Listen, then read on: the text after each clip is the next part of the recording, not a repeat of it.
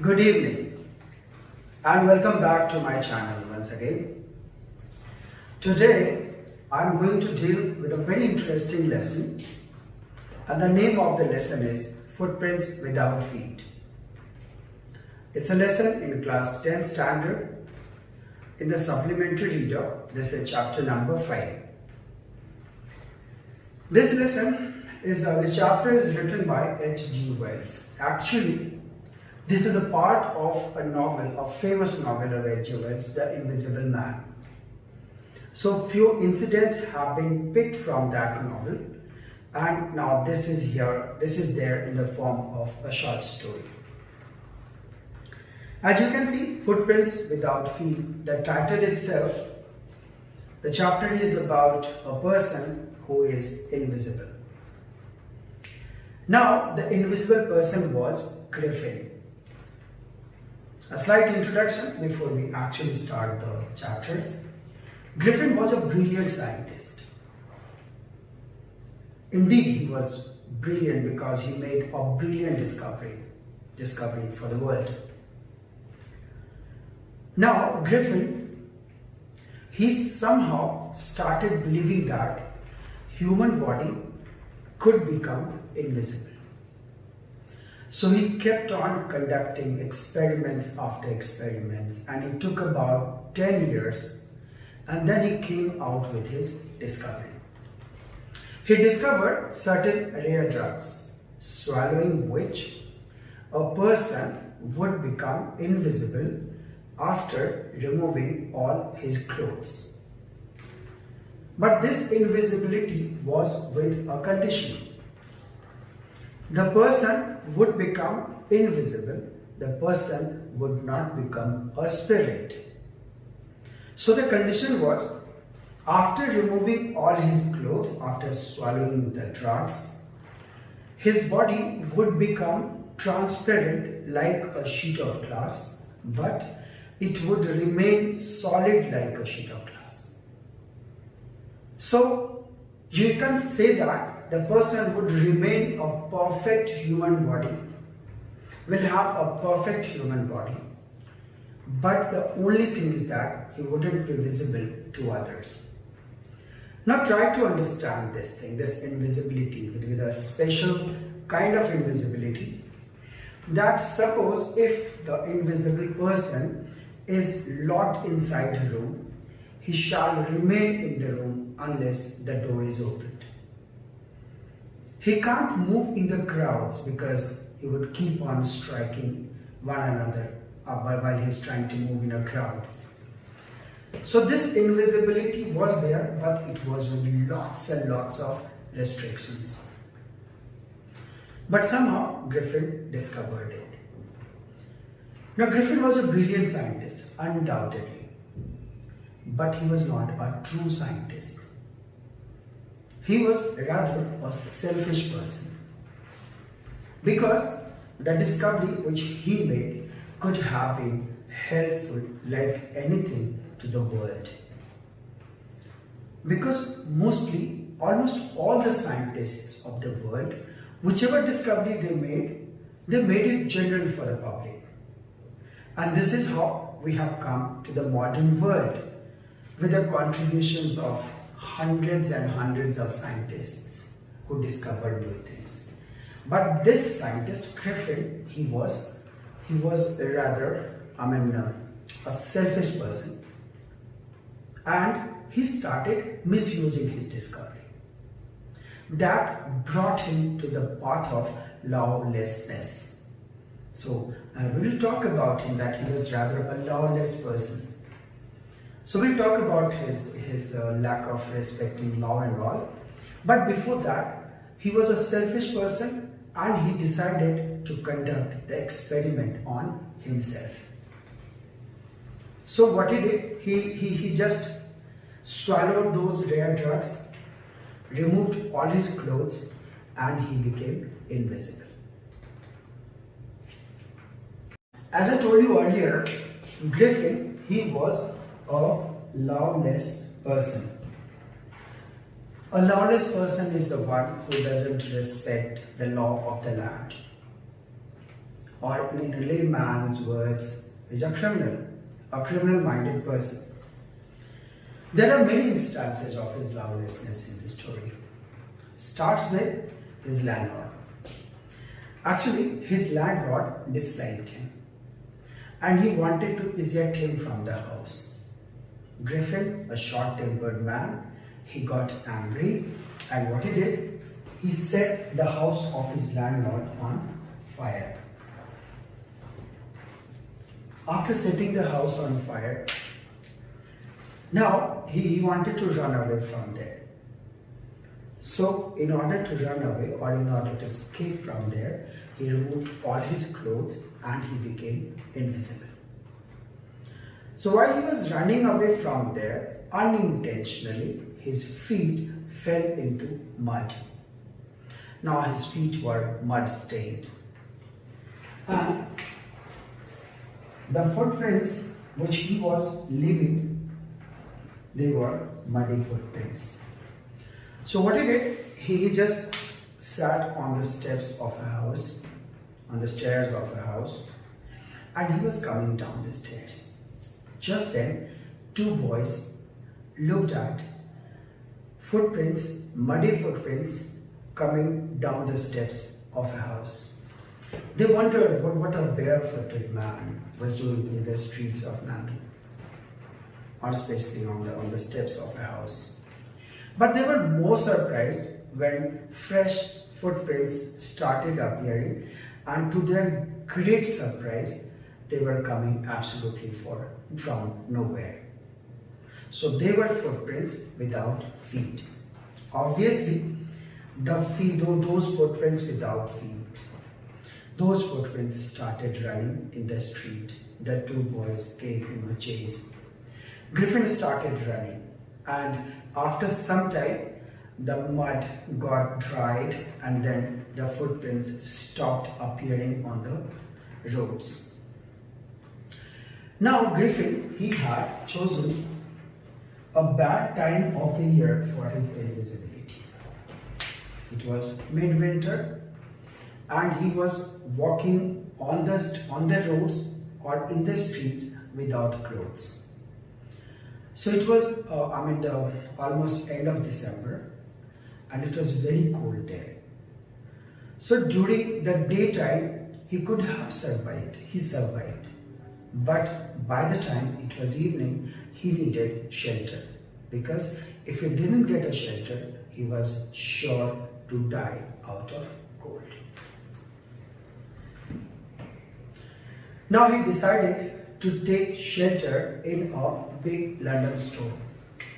So he went into a big London store, and after the closing time arrived and the shutters were down, then he broke open the boxes, took out clothes, and he could dress himself, and then he again became visible. Then he went to the kitchen, found some food, cold meat, some wine, some sweets also. And after taking the meals, and he didn't have to pay any money because he was stealing everything in the London store. And after that, he slept on a pile of quilts. Things would have been pretty normal for him had he woken up on time the next day. But when he woke up next morning, the shop was already opened, and he saw two assistants of the shop approaching towards him. Naturally, he started running away. And then there was a threat of his being caught.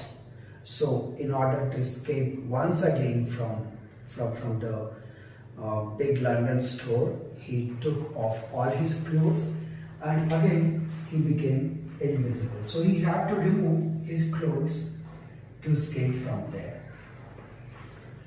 So he managed to come out of the shop, but he was again back to the same condition in which he was a day before. He was again without clothes, without money, in the streets of London, and had no choice. So he finally decided to go to Drury Lane. Now this Drury Lane, there you find whole lot of the world of theatre. That means in this way there were many shops, theatrical shops. And Griffin decided to go there because he could find something to cover the portion above his shoulder. So, since he was invisible, he could manage to enter into a theatrical shop without being seen by the shopkeeper. He went upstairs. He dressed himself perfectly. He got some bandage, white bandage to put around his forehead, dark glasses, false nose, side whiskers, and then of course all the dresses. And he was completely again a visible person. And he got also a brim hat also, which covered almost half of his face.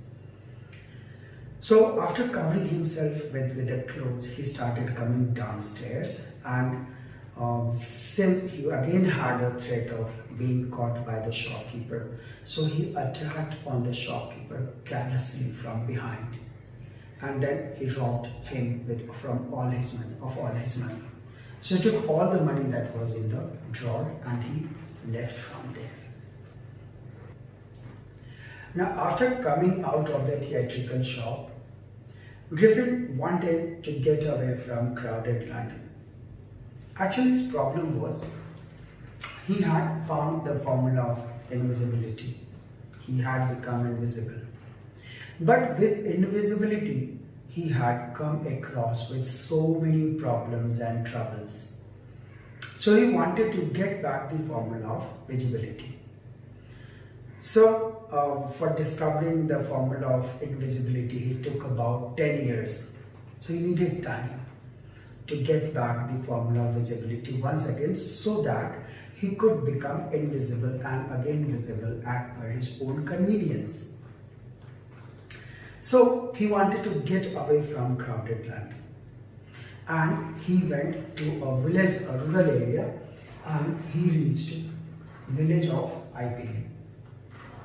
It was a small village, and in the village there were small hotels which were known as inns.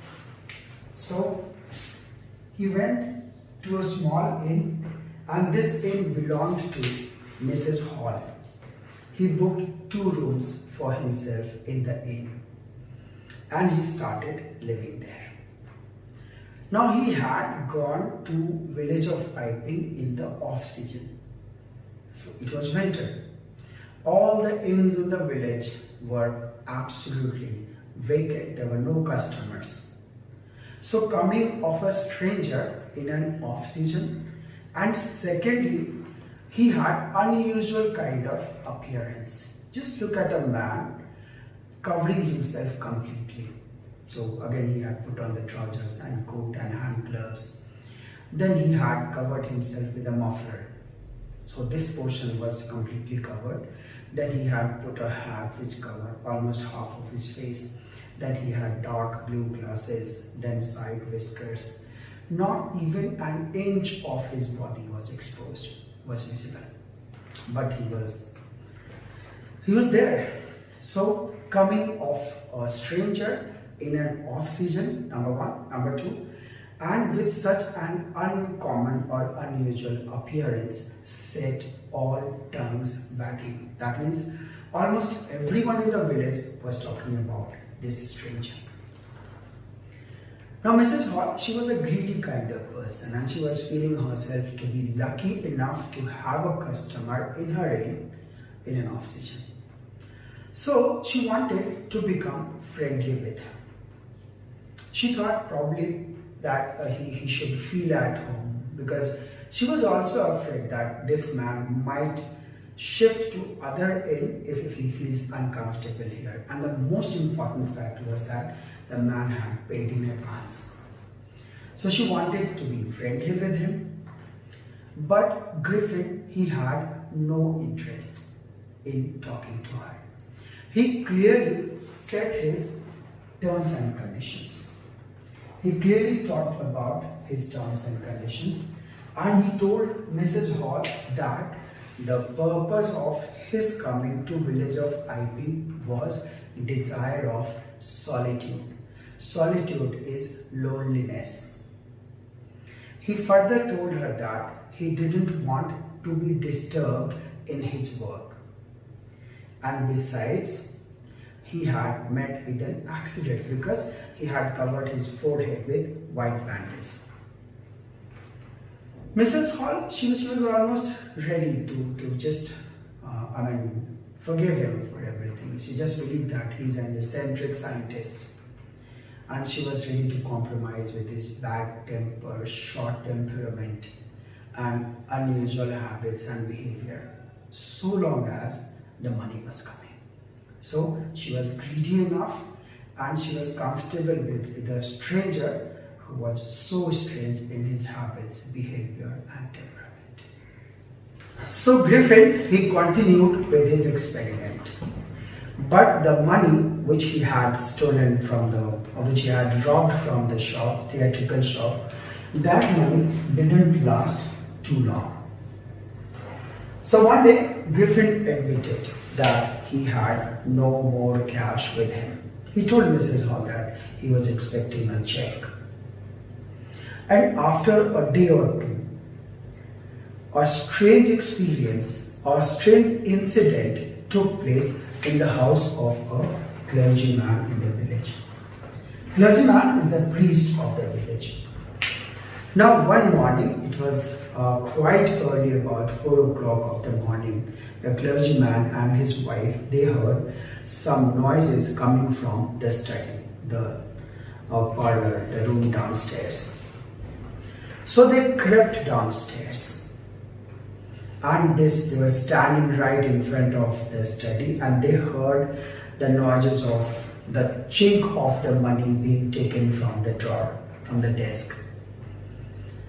The clergyman had kept a poker or a stick in his hand, and he just flung open the door and said, "Surrender." And to his great surprise, there was no one inside. They started looking everywhere in the room, under the desk, on the chimney, behind the curtain. But there was no trace of a man, of a thief. But the housekeeping money was missing. Strange experience. There was a burglary, but there was no burglar. Now the clergyman kept on saying for 20 times in the morning that this was one of the most extraordinary incident I have ever come across, because there was theft but the thief was not there. After an hour or so, one more incident took place in the inn of Mrs. Hall. Mrs. Hall and her husband, they woke up early morning and they found that the door of the stranger's bedroom was slightly open. And this was something which was very unusual, because the scientist always kept his door locked. So he had taken 2 rooms, one on the first floor, that was his bedroom, and there was a parlor on the ground floor, which was his laboratory kind of, where he did his experiments. Now it was a big opportunity for them to go and investigate what exactly he was doing in his room. So Mrs. Hall and Mr. Hall, they just ran upstairs and they entered into the room, in the bedroom of the stranger. Just then, the stranger came back from the house of the clergyman. And he also started running or climbing the stairs. He actually wanted to enter into the room before Mrs. Hall entered into the room, but it didn't happen. By the time he was inside his room, Mrs. Hall was almost in the halfway of the room. Now Mrs. Hall heard a clothes sniffing close to her ears. And then there was a hat which was kept on the bedpost. The hat dashed against her face. She showed courage. She didn't run away, because the coming of the hat on its own was of course something which was supernatural, but then Mrs. Hall was a very brave kind of lady. But after that, something happened that made her run away from the room. Actually, there was a wooden chair in the bedroom. The chair sprang up in the air on its own, and it started moving towards the legs of Mrs. Hall. Now there was a real threat of being killed, so she just ran away. She and her husband, the chair pushed them out of the room and slammed the door from inside. So this is how the furniture went mad. Now, this was something which she had not expected. If the furniture started behaving in such a manner, definitely there was a role of some supernatural. Mrs. Hall, she was very disappointed. The reason of her disappointment was that the chair belonged to her mother, and she had never thought that the same chair would try to take her life one day, or the same chair would try to kill her one day. So she was really disappointed with this incident. At the same time, she was very angry. She was very angry with the scientist, Griffin, because she was sure that the spirit had entered into the furniture and Griffin had a hand in it by letting the spirit enter into the furniture. So she sent her husband to call the village constable, because this was indeed a criminal incident. So she sent her husband to call the village constable. But before the village constable came, she went to him. And while after going there, she asked him 3 questions. And she was very firm in asking those questions. So she asked him first, what have you done to my furniture? Number 2, how did you come out of an empty room? Because the room was locked from inside and there was no one inside. And the third and the most important one, how did you enter into a locked room? Now the Griffin, he got shot dead, but he got very angry. He started stamping his feet on the ground to show his anger, and he told her that, well, you don't know who I am or what I am, and I'll show you who I am. And what he did, he started taking off his garments one after another. He just threw the hat, took off the bandage, took off glasses, took off the side whiskers, the muffler and everything. And within 1 minute, he had become headless. That means there was nothing above his shoulder. Now this was something which was quite scary, not only for Mrs. Hall, but for everyone who was there inside the inn by that time. So obviously Mrs. Hall ran away. So Mrs. Hall ran away from there, and just then Mr. Jaffers came. Now Mr. Jaffers was the village constable. He had come with an arrest warrant to arrest Griffin because it was the order of the magistrate. Mr. Jaffers, he had the orders of the magistrate, and so he couldn't be prevented from performing his duty. He said that if there are the orders of the magistrate to arrest a person, then the person had to be arrested irrespective of the fact that he had his head or he was headless. Now Griffin didn't want to be arrested, so he started taking off his garments one after another. Finally, a shirt flew into the air and Griffin became invisible completely. Mr. Jaffers got hold of his knees and Griffin hit him very badly and made him unconscious. Since the other people, they were creating a kind of obstruction in his escape, so they started receiving blows coming from nowhere. Almost everyone was shouting, hold him, but they didn't know where to hold him or whom to hold. Griffin had become invisible and finally he escaped from there.